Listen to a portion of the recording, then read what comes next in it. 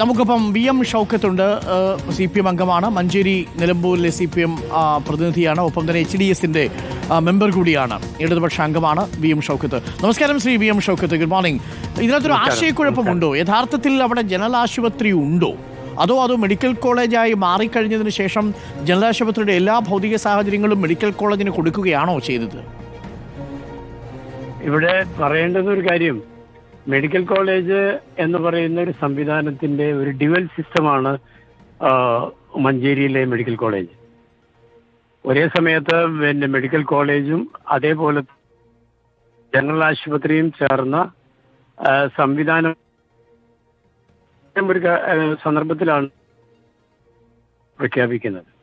ഇവിടെ എല്ലാ പശ്ചാത്തല സൗകര്യങ്ങളും ഒരുക്കിയിട്ടല്ല മെഡിക്കൽ കോളേജാക്കി മാറ്റിയിട്ടുള്ളത്. അതെ, അതിന്റെ ദൗർബല്യങ്ങളെ സംബന്ധിച്ച് നേരത്തെ തന്നെ ഇടതുപക്ഷ പ്രവർത്തകർ അതല്ലെങ്കിൽ നമ്മളാകെ തന്നെ ആശങ്ക പ്രകടിപ്പിച്ചിട്ടുള്ള കാര്യമാണ്. എന്നാൽ അത് പടിപ്പടിയായി ഇടപെട്ടുകൊണ്ട് അവിടെയുള്ള പശ്ചാത്തല സൗകര്യങ്ങളുടെ വികസനം ത്വരിതഗതിയിലാക്കി ഏതാണ്ട് 300 കോടി രൂപയോളം ഇപ്പൊ മെഡിക്കൽ കോളേജിന്റെ അഭിവൃദ്ധിക്ക് വേണ്ടി ചെലവഴിച്ചുകൊണ്ടാണ് ഗവൺമെന്റ് കാര്യങ്ങൾ നിർവഹിച്ചുകൊണ്ടിരിക്കുന്നത്. ഇതിനിടയിൽ ഉയർന്നു വന്ന പ്രശ്നം 2016 ഒരു ഇഷ്യൂ ആണ്.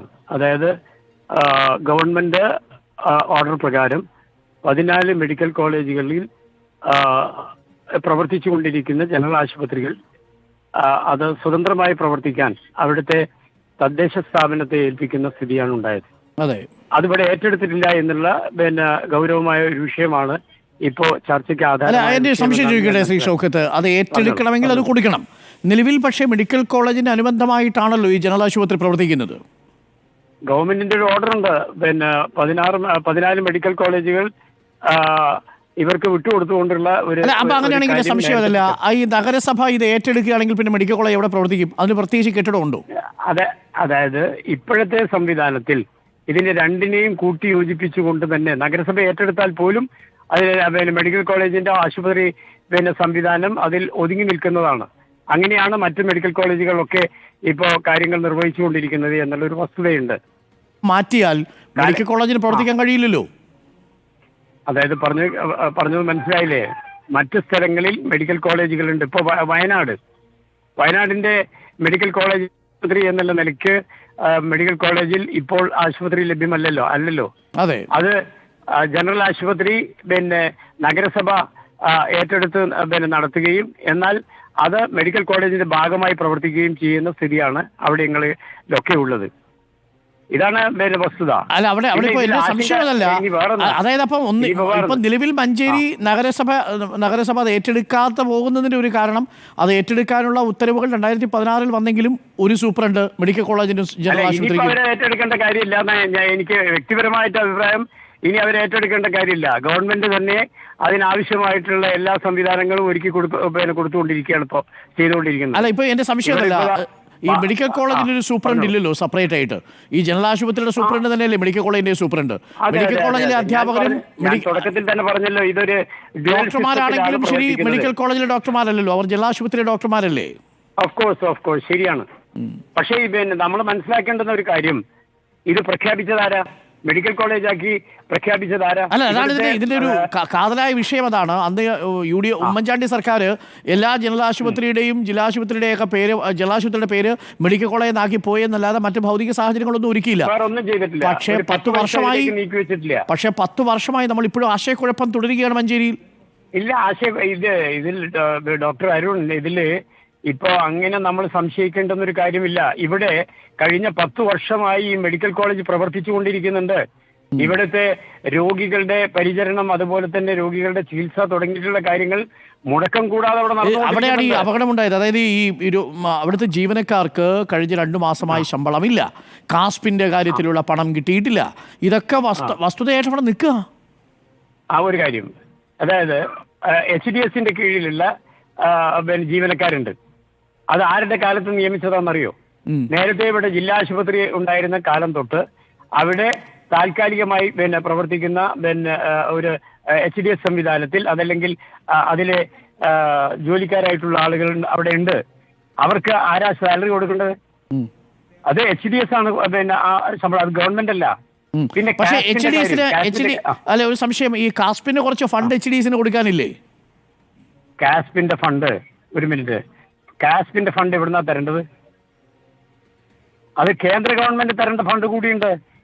അല്ല, ആയിക്കോട്ടെ, ഇത് അറിയോ? ഈ ശമ്പളം കൊടുക്കാൻ വയ്യാതെ ഒരു സേവനം അവിടെ തടസ്സപ്പെടുന്ന ഒരു അവസ്ഥയുണ്ടായാൽ നമ്മൾ ഏതെങ്കിലും രീതിയിൽ ഇവർക്ക് ഈ പണം കൊടുക്കുകയല്ലേ ചെയ്യുക? ഇപ്പൊ താൽക്കാലിക ജീവനക്കാർക്ക് തന്നെ ഒരു മാസത്തെ ശമ്പളത്തിന്റെ കുടിശ്ശികയാണുള്ളത്. അതെന്താ എല്ലാവരും മനസ്സിലാക്കാത്തത്? ഇവിടെ ഇത് പ്രവർത്തിക്കുമ്പോൾ ഒരു മാസത്തെ ശമ്പള കുടിശ്ശികയുണ്ട്. അതേപോലെ തന്നെ കാസ്പിന്റെ ഇതിങ്ങനെ തുടർന്നുകൊണ്ടിരിക്കുകയാണ്. അതാണ് പ്രോസസ്.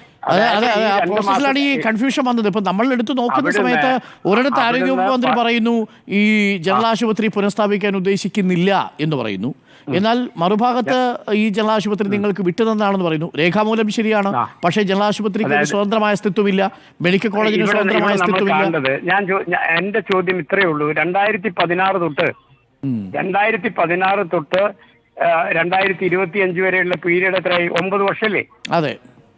ഈ 9 വർഷ കാലയളവിൽ മഞ്ചേരി മുനിസിപ്പാലിറ്റി തങ്ങളിൽ നിക്ഷിപ്തമായിട്ടുള്ള ഈ സംവിധാനത്തെ ഉപയോഗപ്പെടുത്താൻ എന്തുകൊണ്ട് ശ്രമിച്ചില്ല? അല്ല, അങ്ങനെ ഏറ്റെടുത്തിരുന്നെങ്കിൽ മെഡിക്കൽ കോളേജ് ഇല്ലാതെ പോകുമായിരുന്നു. ആര് പറഞ്ഞു? അങ്ങനെ ആശങ്കപ്പെടേണ്ട ഒരു കാര്യമില്ല. പിന്നെ അല്ല, എന്റെ സംശയത്തില്ല, മെഡിക്കൽ കോളേജിലെ ഡോക്ടർമാരെയും സൂപ്രണ്ടുമാരെയും നഗരസഭ ജനറൽ ആശുപത്രിയിലേക്ക് മാറ്റിക്കഴിഞ്ഞാൽ മെഡിക്കൽ കോളേജ് എന്തെടുത്ത് പ്രവർത്തിക്കും? ഒരു കാര്യം, കേരളത്തിലെ മെഡിക്കൽ കോളേജുകളിൽ മിക്കതും ഈ ബോർഡ് മാറ്റി വെച്ച് പോയ മെഡിക്കൽ കോളേജുകൊണ്ടല്ല പറയുന്നത്. UDF സർക്കാർ അന്ന് ചെയ്ത ഒരു അബദ്ധം LDF സർക്കാർ 9 വർഷമായിട്ടും അതിൽ നിന്നൊരു മോചനമില്ലല്ലോ എന്ന് പറയുകയായിരുന്നു.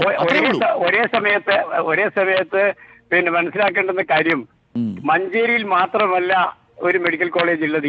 ഈ സിസ്റ്റത്തിൽ മഞ്ചേരിയിൽ മാത്രമല്ല, പക്ഷേ മഞ്ചേരിയിൽ നിന്ന് വ്യാപകമായ പരാതികൾ വരുന്നു. ഈ പറയുന്ന സൗകര്യത്തിന്റെ കുറവിൽ അവിടെ വീർപ്പുമുട്ടുന്ന സാഹചര്യം ഉണ്ടാവുന്നു. അതൊക്കെ വരുമ്പോഴാണ് ഈ ചോദ്യങ്ങൾ ഉണ്ടാവുന്നത്. അപ്പോഴാണ് നമ്മൾ എടുത്ത് പരിശോധിക്കുന്നത്. രേഖാമൂലം 2-2 പക്ഷേ അത് ഒരുമിച്ച് നിൽക്കുന്നു. അതാണ് അവസ്ഥ. ഞാൻ മനസ്സിലാക്കുന്നത് ഇവിടെ ഈ സിസ്റ്റത്തിൽ ഇപ്പോ രോഗികളെ ചികിത്സിക്കുന്നതും അതുപോലെ തന്നെ താങ്കൾ നേരത്തെ പറഞ്ഞു രോഗികൾ ആയിരക്കണക്കിന് രോഗികൾ വന്നു പോകുന്നു. അവരൊക്കെ ഇവിടെ മാനേജ് ചെയ്യുന്നുണ്ട്. ആര് പറഞ്ഞില്ല എന്ന്? ശരി.